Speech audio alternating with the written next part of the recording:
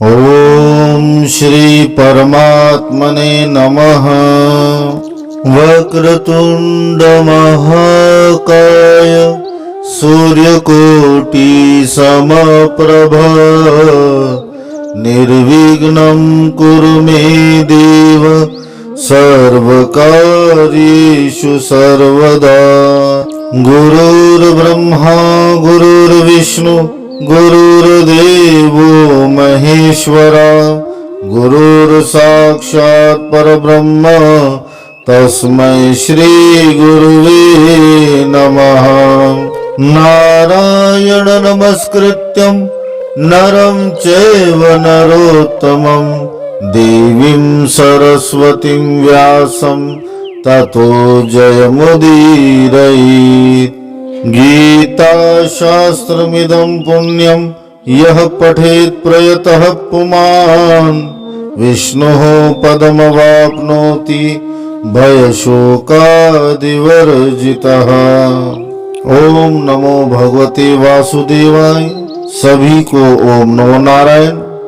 श्रीमद् भगवद गीता की ज्ञान चर्चा करते हुए हम यहाँ 16वें अध्याय की चर्चा कर रहे हैं, जहाँ भगवान श्री कृष्ण अर्जुन को आसुरी वृत्ति वाले नास्तिक मनुष्य जो है उनके स्वभाव एवं आचरण का वर्णन कर रहे हैं।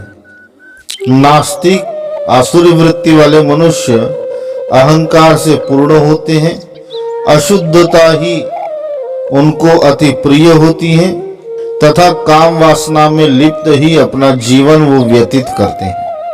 इस प्रकार 10वें श्लोक में वर्णन करने के पश्चात भगवान 11वें श्लोक में कहते हैं, चिंताम परिमेयां च प्रलयांतमुपाश्रिताः कामोपभोग परमा एतावदिति निश्चिताः। तथा वे मृत्यु पर्यंत रहने वाली असंख्य चिंताओं का आश्रय लेने वाले, विषय भोगों के भोगने में तत्पर रहने वाले और इतना ही सुख है इस प्रकार मानने वाले होते हैं। संसार के भौतिक पदार्थ को प्राप्त करने के लिए अथवा प्राप्त पदार्थों की रक्षा करने के लिए अनेक प्रकार की चिंताएं मनुष्य को घेरे रहती हैं। जो मनुष्य आसुरी स्वभाव वाले होते हैं वे इन्हीं भौतिक पदार्थ तथा विषय सुखों की प्राप्ति की चिंताओं में तथा उसके रक्षण में सदैव चिंता से घिरे रहते हैं। इसलिए प्राय ऐसा देखने में आता है कि जो विषयासक्त है, धन से संपन्न है, ऐसे व्यक्तियों को चिंताओं के कारण रात्रि में भी निद्रा नहीं आती और यह चिंताएं और विषय सुख को भोगने की आशा मृत्यु की शैया तक निरंतर उन्हें अपने बंधन में बांधे रहती है। विषय सुख की कामना उनकी इतनी तीव्र होती है कि सन्मुख मृत्यु देखते हुए भी वे उन कामनाओं का परित्याग नहीं कर पाते। इसलिए जीवन पर्यंत मृत्यु तक वे सदैव चिंताग्रस्त ही रहते हैं। उसी को भगवान यहाँ चिंताओं का आश्रय लेने वाले कहते हैं। तथा भगवान कहते हैं, कामोपभोग परमा एतावदिति निश्चिताः। अर्थात जो विषयासक्त मनुष्य है उनके लिए केवल विषय इतना ही सुख है। विषय को भोगने के अलावा इस संसार में उनके लिए अन्य कोई सुख का अस्तित्व ही नहीं होता। परमात्मा सुख और परम सुख चिर आनंद को तो वे मानते ही नहीं। उनके जीवन का ध्येय मात्र इतना ही रहता है कि विषय भोग की सामग्रियों का संग्रह करते रहना, उन्हें भोगते रहना और सदैव उसके रक्षण में तत्पर रहना। बस यही उनके जीवन का परम लक्ष्य रहता है। इसलिए वे सदैव विषय सुख को ही परम सुख मानते हैं और यही कहते हैं कि सुख तो यही है। और जो कुछ भी विषय भोग प्राप्त हो रहे हैं उन्हें भोग लेना ही परम श्रेयस्कर है, यही उनका निश्चय होता है। 12वें श्लोक में भगवान कहते हैं, आशा पाश शतेर्बद्धाः काम क्रोध परायणाः इहन्ते काम भोगार्थ मन्यायेनार्थ संचयान। वे आशा की सैकड़ों फांसियों से बंधे हुए मनुष्य काम क्रोध के परायण होकर विषय भोगों के लिए अन्याय पूर्वक धनादि पदार्थों को संग्रह करने की चेष्टा करते रहते हैं।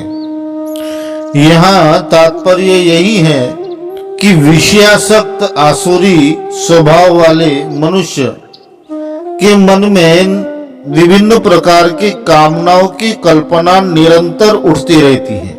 जब भी वे किसी आकर्षक वस्तुओं को देखते हैं तो उसे प्राप्त करने की कल्पनाएं उनके मन के भीतर जागृत हो जाती हैं।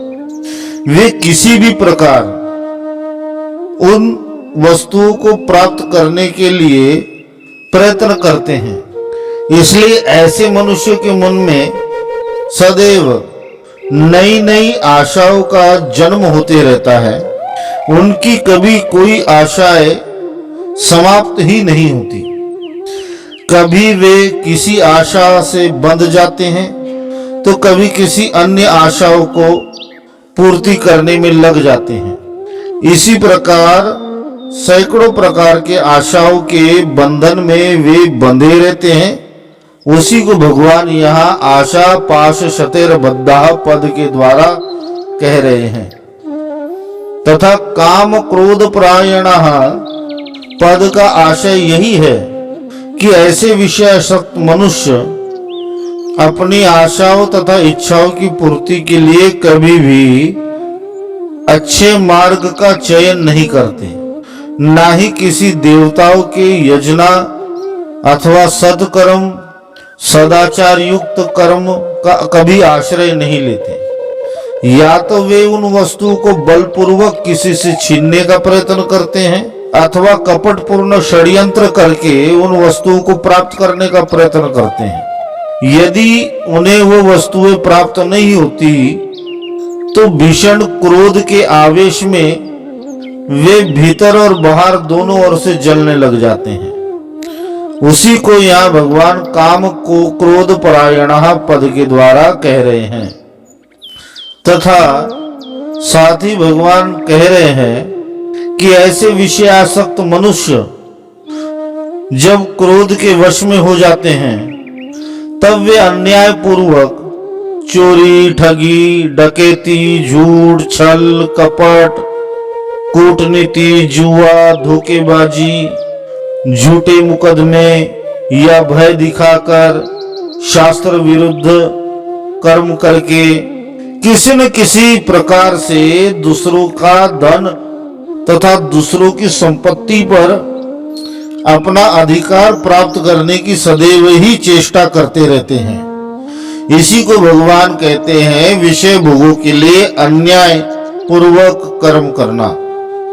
अब भगवान ऐसे असुरी स्वभाव वाले विषयासक्त मनुष्य के लक्षण बतलाकर आगे उनकी दुर्गति का वर्णन करते हैं। 13वें श्लोक में भगवान कहते हैं, इदमद्य मया लब्धमिमं प्राप्स्ये मनोरथम् इदमस्तीदमपि मे भविष्यति पुनर्धनम्।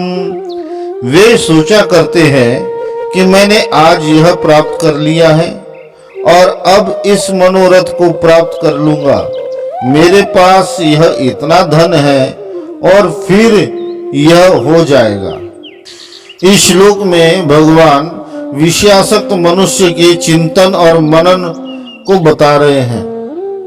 भगवान कहते हैं कि असुरी स्वभाव वाले मनुष्य सदैव ही स्त्री, पुत्र, धन, संपत्ति, घर, मान, बड़ाई सभी पदार्थों का सदैव चिंतन करते रहते हैं उनका प्रत्येक चिंतन और मनन अहंकार युक्त होता है, अर्थात यह मेरा, मैं इसका स्वामी, यह मुझे चाहिए, मैं इसे छीन लूंगा।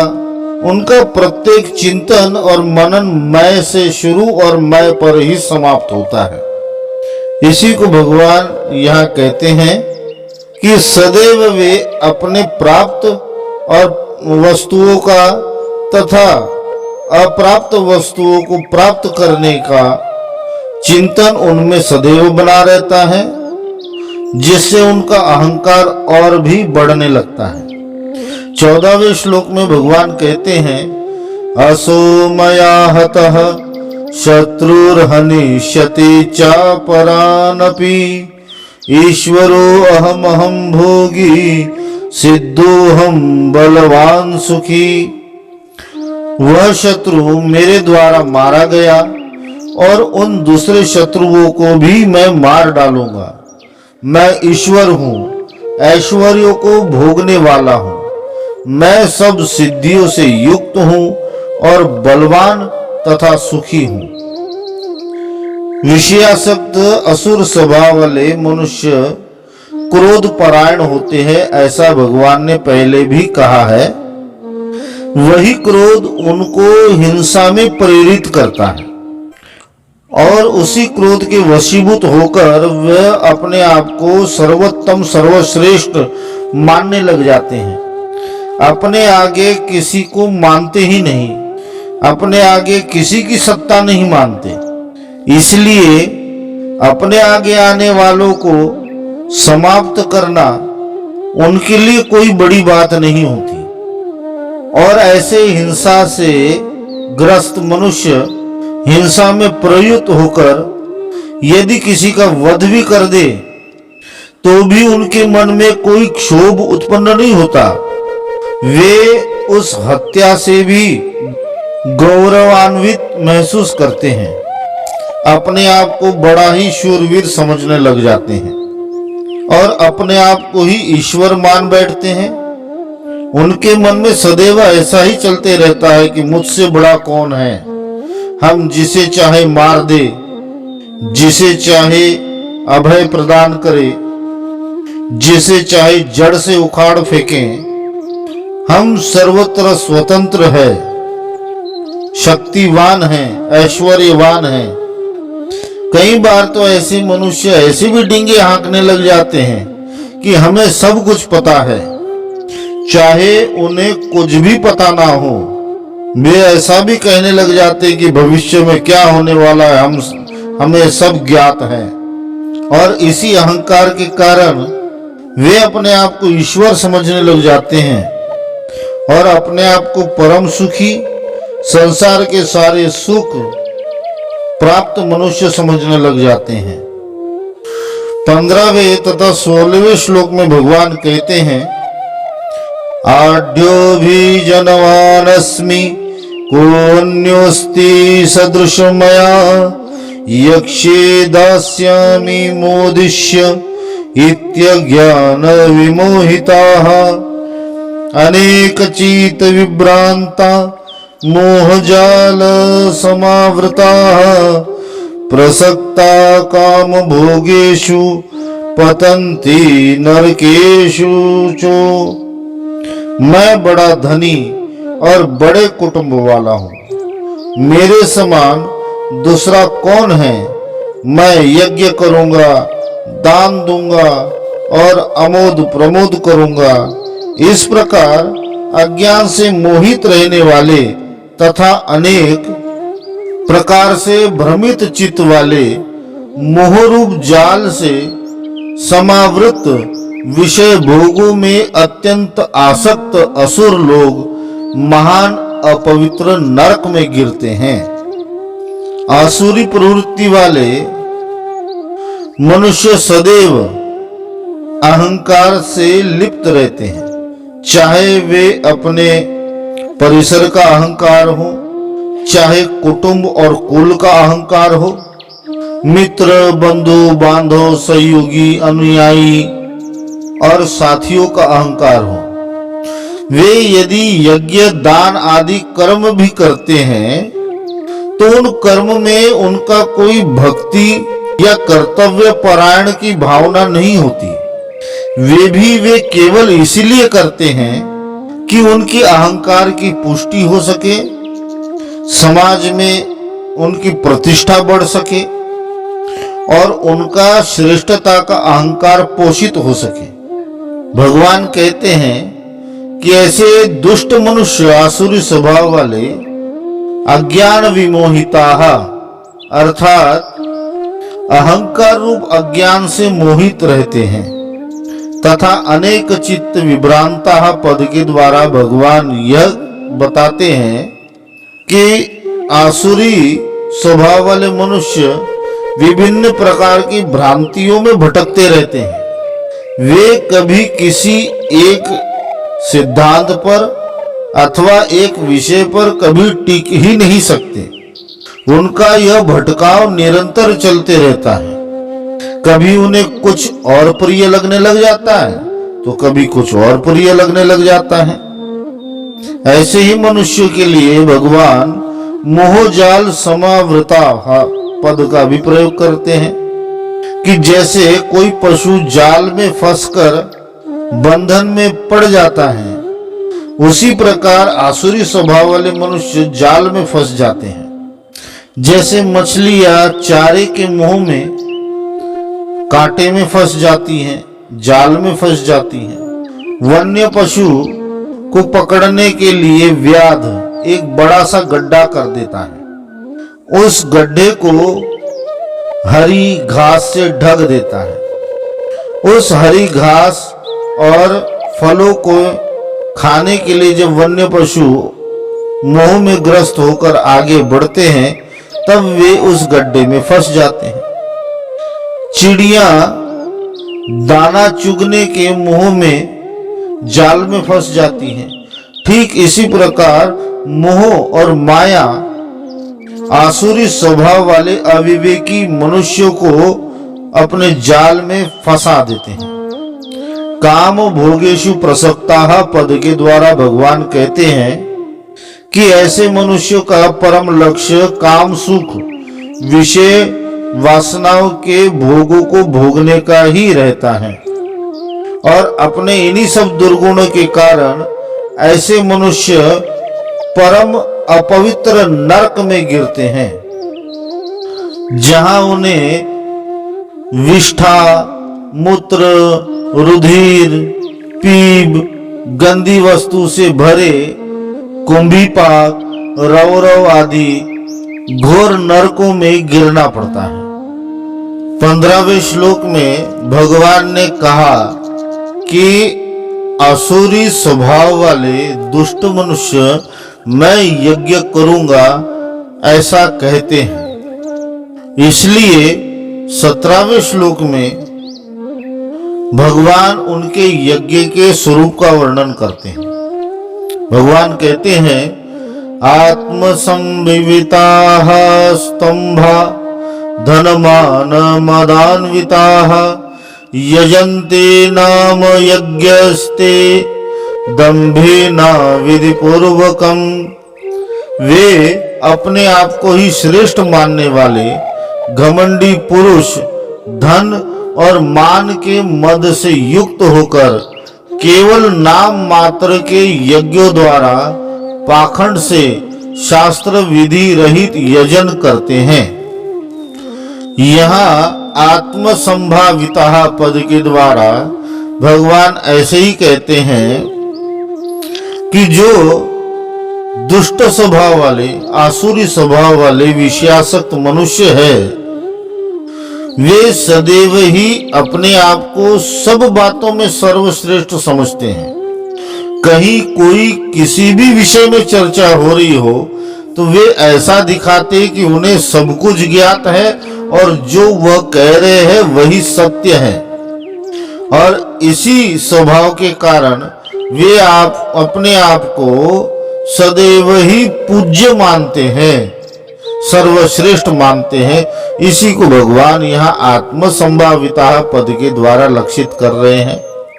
तथा स्तब्धा पद के द्वारा भगवान कहते हैं कि ऐसे मनुष्य जो अपने आप को पूजनीय मानते हैं, वे लोग यथार्थ में जो पूजनीय हैं, उनके प्रति उचित व्यवहार, विनयशीलता का व्यवहार नहीं करते।